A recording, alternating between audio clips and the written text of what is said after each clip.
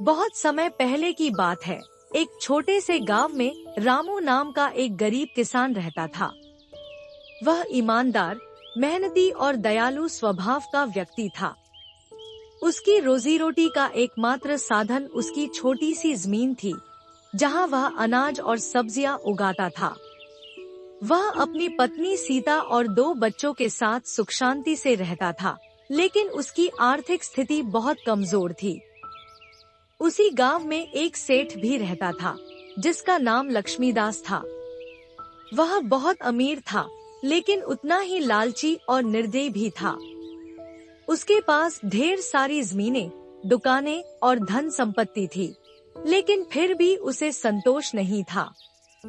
वह गरीब किसानों को ऊंचे ब्याज पर ऋण देता और बाद में उनकी जमीन हड़प लेता। रामू अपनी खेती से गुजारा कर रहा था, लेकिन एक साल गांव में बारिश बहुत कम हुई, जिससे उसकी फसल बर्बाद हो गई। उसके पास कोई बचत नहीं थी, इसलिए मजबूर होकर उसने सेठ लक्ष्मीदास के पास जाकर ऋण मांगा। सेठ जी, कृपया मुझे कुछ रुपए उधार दे दीजिए, मैं अगली फसल आने पर आपका सारा कर्ज लौटा दूंगा, रामू ने हाथ जोड़कर कहा। सेठ ने अपनी चालाकी भरी मुस्कान के साथ कहा, ठीक है रामू, मैं तुम्हें रुपए दूंगा, लेकिन बदले में तुम्हें अपनी जमीन गिरवी रखनी होगी। अगर समय पर कर्ज नहीं चुका पाए, तो यह जमीन मेरी हो जाएगी। रामू के पास कोई और चारा नहीं था, इसलिए उसने सेठ की शर्त मान ली और रुपए ले लिए। उसने बड़ी मेहनत से अपनी खेती दोबारा शुरू की और फसल अच्छी भी हुई। लेकिन सेठ ने पहले से ही चाल चली हुई थी। उसने ब्याज की दर इतनी बढ़ा दी कि रामू के लिए कर्ज चुकाना असंभव हो गया। जब कर्ज चुकाने का समय आया, तो सेठ ने कहा, रामू, तुम्हारा कर्ज तो बढ़ता ही जा रहा है। अब यह जमीन मेरी हो गई। रामू रोने लगा और विनती करने लगा, सेठ जी, कृपया कुछ और समय दे दीजिए, मैं मेहनत करके आपका सारा कर्ज चुका दूंगा। लेकिन सेठ को दया नहीं आई।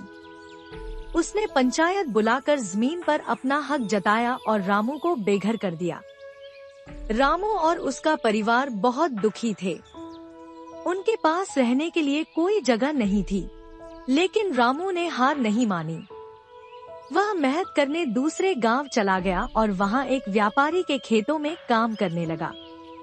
उसकी मेहनत और ईमानदारी देखकर व्यापारी ने उसे कुछ धन उधार दिया, जिससे उसने अपनी फसल खुद उगानी शुरू की।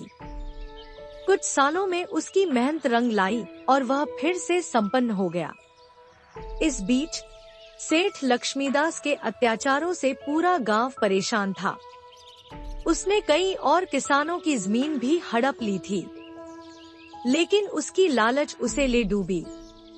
उसने गलत तरीकों से धन कमाया और धीरे धीरे गांव वाले उसके खिलाफ हो गए।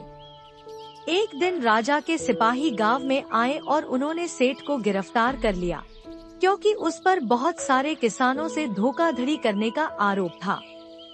जब रामू को यह खबर मिली, तो वह वापस अपने गांव आया।